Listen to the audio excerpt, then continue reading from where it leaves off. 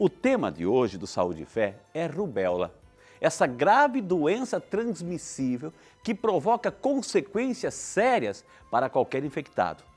O Brasil ele não registra casos há 10 anos. No entanto, por exemplo, nos nossos países vizinhos, na Argentina, no Chile, ela voltou a aparecer e especialistas alertam para o risco de retorno da doença em nosso país.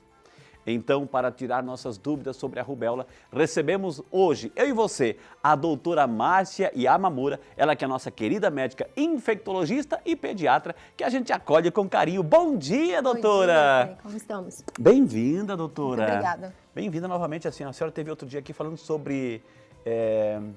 Cachumba. Cachumba. Isso. Foi muito bom, doutora. Bom. Muito bom o retorno, a interação com as pessoas, pedindo a sua volta. E a senhora está aqui Obrigada. hoje. Hoje o assunto é rubéola. É naquela mesma pegada ou é um pouquinho mais forte?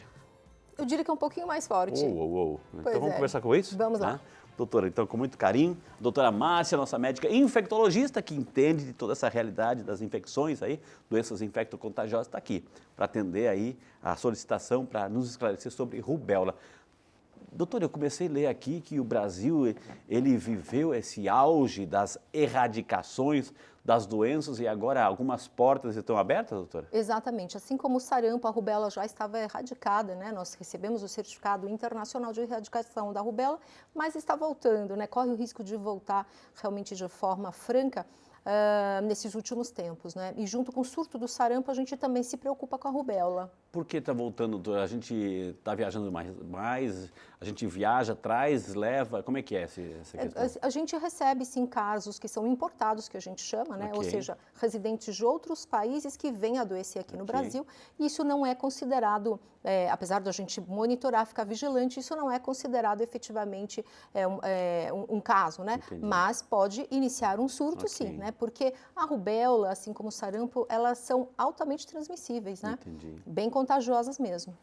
O que é então, para a gente entender a doença, agora entrando já na doença, o que é uma rubéola?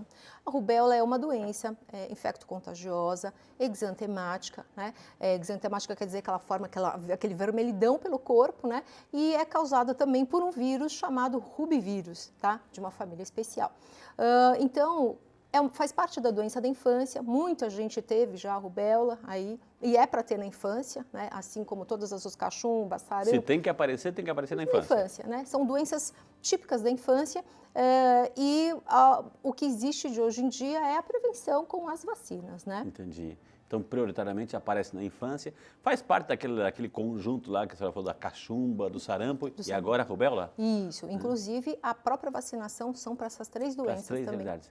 O bonito aqui do Saúde e Fé, você já está esperando esse momento, é que a gente tem fotos para falar para você, para mostrar para você entender. Ela falou de um tema, exantema, é isso? Exantema. Exantema. Vamos ver isso na prática através das fotografias. Doutora, vamos mostrar para o povo de Deus, doutora? Vamos. Que maravilha, gente. Então ali, algumas fotos. E justamente começamos com essa. É. É assim que fica, doutora? É assim que fica. Isso daqui se chama um exantema, ou seja, aquela vermelhidão macropapular, ou seja, tem umas pápulas, né, pequenininhas, né, bem características assim da rubéola. Em geral começa umas pintinhas, né, Tá. são as famosas pintinhas. Começa no rosto, né, e depois ela se espalha para o corpo todo. Tá, ou seja, isso já é um estágio avançado. Vamos antes disso, doutora. Ou seja, como é que eu pego uma rubéola? Então, a rubéola ela é transmitida no contato pessoal. Então, gotículas de saliva, tosse, né? Enfim, compartilhar objetos, né? Mas Um espirro, uma tosse, né? exatamente. A pessoa conversando aqui, Dando nessa beijinho, distância, as gotinhas já estão no ar e a pessoa. Então, entra pelo sistema respiratório. Especialmente em aglomerações, né? Não ambientes não ventilados e tal. Entra pelo sistema respiratório e se Isso. aloja onde? Então, com isso, ele é distribuído pelo corpo. E a gente Entendi. faz uma infecção mesmo, né? O vírus, ele acaba se disseminando, por isso que ele tem essa apresentação aí sistêmica. Quanto tempo, depois que a gente tem um contato, que a pessoa, eu estou conversando com alguém tossiu perto, enfim, as gotículas vieram até mim, e aí, imediatamente, doutora, eu tenho um tempo de incubação? Em geral, esse período pode variar de 10 a 14 dias até 21, 28 dias. Olha só, é o mesmo praticamente da cachumba também, eu estou exatamente. recordando aquele programa assim. Isso. Então, de 10 a 21 dias, dias, é o exatamente. ciclo. Aí começa a aparecer isso aí. Em geral, aparece Esses são os uma primeiros febre. sintomas? Não, em geral aparece uma febre. Né? Febre. A criança começa a ficar, o indivíduo começa a ficar um pouco indisposto. Né?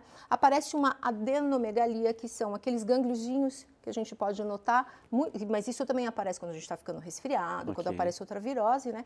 E aí, de repente, vem essas pintinhas, que é o exantema, inicialmente no rosto, depois ele se espalha pelo corpo todo. É inevitável, doutora. O corpo inteiro vai se pintar de vermelhinho aí. Coça menos que o sarampo, tá? Então, mas coça? Coça um pouco, sim. O fato de coçar, doutora, assim, a gente está falando de crianças, prioritariamente crianças.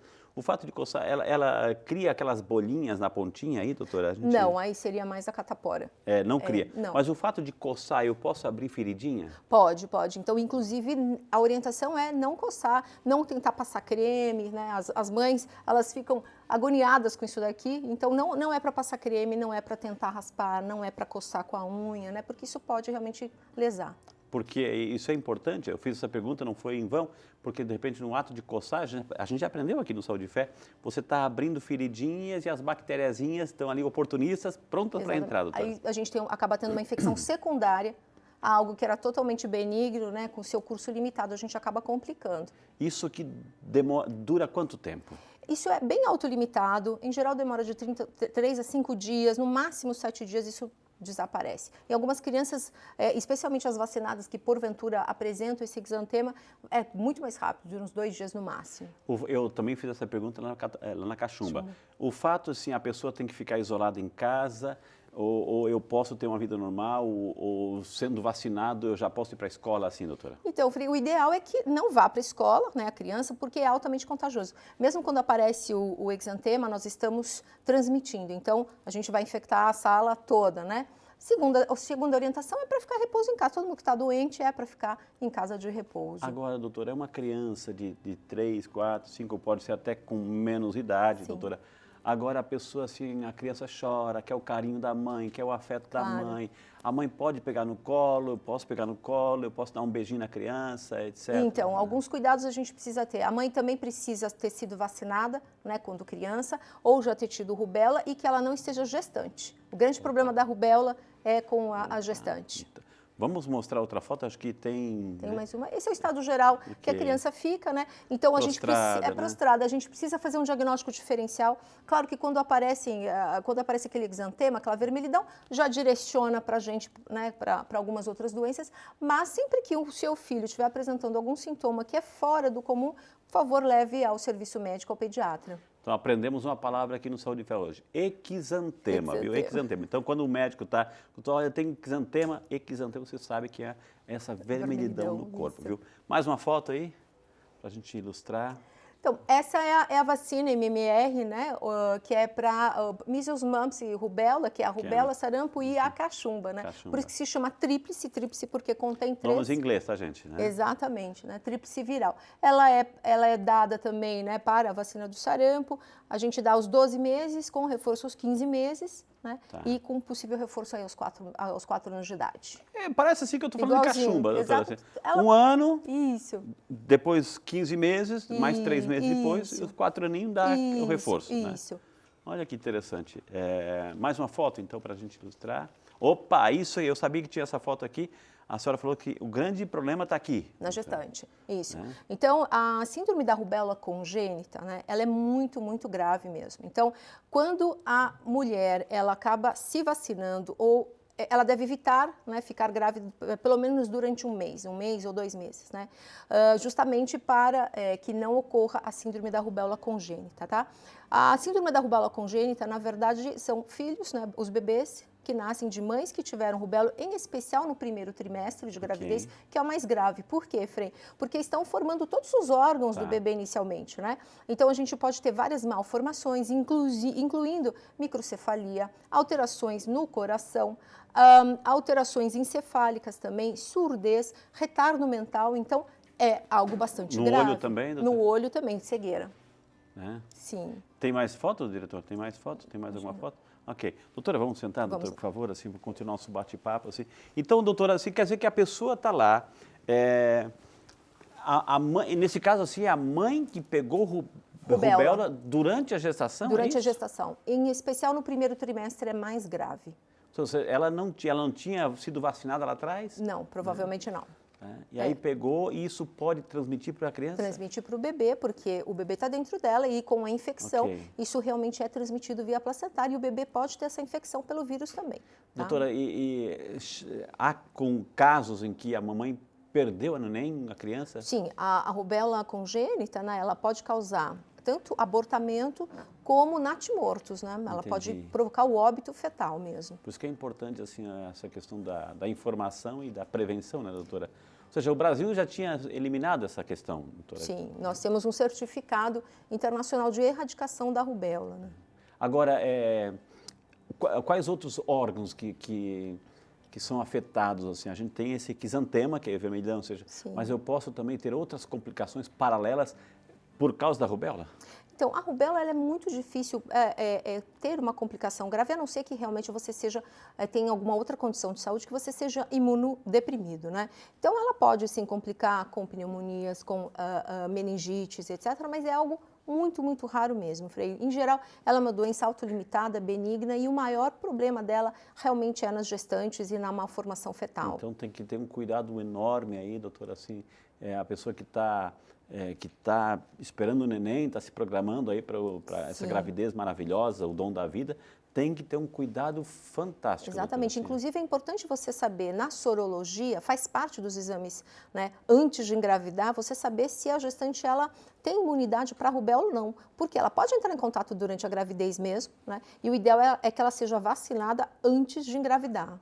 A pessoa pode ter ao mesmo tempo, já que a vacina é para sarampo, rubéola e cachumba, ela pode ter ao mesmo tempo as três coisas, doutora, ou não? Então, a vacina MMR, a tríplice viral, ela contém vírus atenuados vivos, ou seja, como que é feita essa vacina? A gente pega o vírus mesmo da doença, faz com que ele tenha um poder de gerar o anticorpo, ou seja, provocar a imunidade contra a doença, mas de uma forma mais branda, né? Então, sim, a gente pode realmente ter algumas reações vindas da vacinação, que é mimetizar a doença mesmo, só que de uma forma bem mais leve. Então, a gente pode ter, assim, um exantema, a gente pode ter uma febre, pode ter cefaleia, enfim, todos os pródromos, né? Pode sim.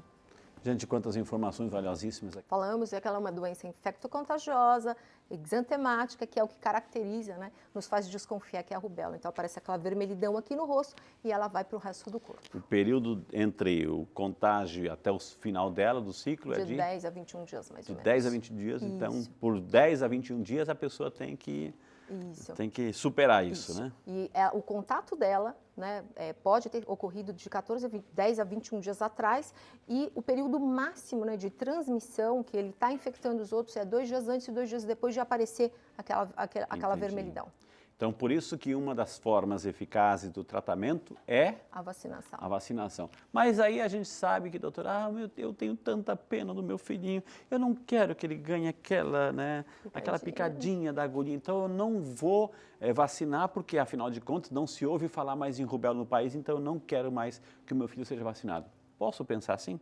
Então, não deveria, né, Frei? Na verdade, a gente não tem, né, não ouve mais falar da rubéola, porque ela realmente foi erradicada por causa das campanhas de vacinação. Pela né? eficácia da campanha. Exatamente. Porque quando a gente consegue atingir um nível adequado de cobertura vacinal na população, então todos são protegidos, mesmo os que não tomaram a vacina. Tem algumas pessoas que não podem realmente tomar vacina. Por exemplo, crianças que são imunodeprimidas, né, ou adultos que estão fazendo outros tratamentos oncológicos, que por acaso têm que tomar imunossupressores, então a gente acaba protegendo essa população Primeiro também. trata um para depois o outro, né, doutora? Isso. E é interessante isso porque a eficácia, o Brasil só conseguiu eliminar a rubéola, cachumba e outras doenças infecto-contagiosas por causa da eficácia da vacinação. Né? Sem isso, estaríamos até hoje sofrendo desse mal. Mas por isso que é importante vacinar. Se você decidir não quer vacinar o seu filho, é uma decisão sua. A decisão sua, mas ele vai conviver com outras pessoas, ele vai para a escola, ele pode pegar lá na frente uma dessas doenças, um desses vírus e trazer para sua casa. Então aí o perigo, né, o estrago pode ser muito maior. Então, na dúvida, vacine, né, doutora? Com certeza. E se ainda assim a escolha for de não vacinar, converse com o seu pediatra, né? Existem alguns cuidados redobrados, né, que o pediatra pode orientar a família, né, e também explicar. Você sabia, Fri, que lá nos Estados Unidos, por exemplo, se a família chega no consultório pediátrico e não quer dar vacinação, o pediatra ele pode se recusar a atender essa família e, inclusive, pode denunciar como maus tratos à criança. Olha que interessante. É um direito que ela tem, a criança tem esse direito, né, doutora? Isso, tem esse direito de isso. campanha de vacinação, não se trata só de decisão livre do pai e da mãe. Ou seja, a gente respeita, mas é um direito da criança ser vacinada, porque ela está convivendo com outras pessoas. E aí, doutora, a criança foi contaminada na escolinha, etc., na convivência, nessa respiração, são gotículas, ela traz para dentro de casa. A família inteira passa também a ser um foco de contágio aí, doutora? Sim, exatamente. Os mais próximos, né, os que convivem, podem sim ser, inclusive a própria classe da escola também, tá? Nós consideramos como, são os possíveis contactantes que a gente chama, né? Então, sim, a gente monitora, né, esses pacientes para, inclusive, conter um possível surto. Pela alta transmissibilidade, né, então a gente tem que ficar vigiando para ver se o surto realmente não inicia. Tá? Agora, essas vacinações são feitas num postinho específico ou eu posso fazer uma campanha de vacinação na escola? Então, não, fazem parte, né, a vacina da rubéola, ela faz parte do calendário vacinal. Então, a mãe que leva, né, para o posto de saúde, o bebê recém-nascido, vacina com 2, com 6 meses, já está dentro do calendário vacinal, não precisa gastar em clínica particular de vacinação. Okay. O Ministério da Saúde disponibiliza para todo mundo. Agora, claro que numa ocasião de surto, né, aí sim, se o Ministério achar prudente, aí sim a gente inicia uma campanha. Aí, nesse caso, pode se vacinar na escola, a mãe pode estar junto, o pai pode estar junto, Impostos, em geral. Ou pode dar autorização, né, doutora, também, né? A gente sempre pede que a mãe ou o acompanhante esteja junto, sim. Além dessas perguntas, é claro, a sua participação que chegou agora via WhatsApp.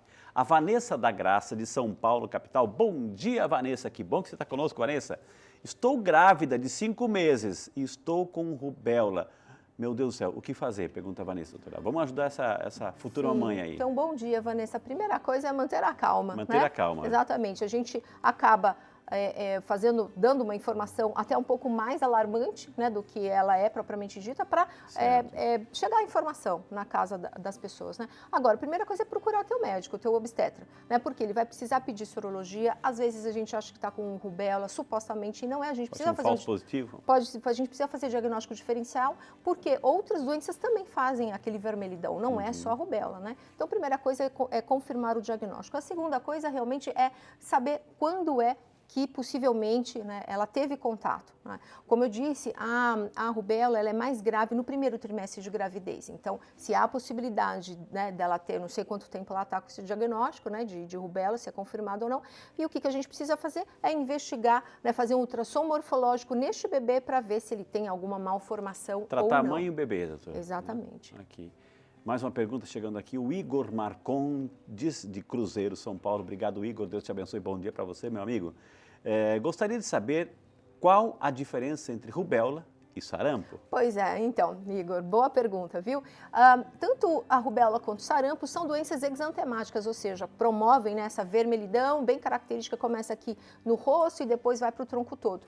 Também são características muito semelhantes, tá?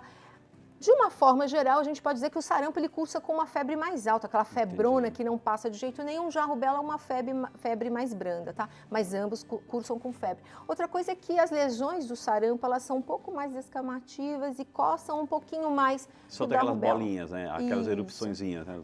Isso. Sarampo. Sim, mas assim, só a olho nu não dá pra gente fazer um diagnóstico. A senhora falou de um exame sorológico, é um exame específico, não é um hemograma normal que a gente faz? Não, é uma sorologia que a gente chama. Então, a gente vai pesquisar o quê, né?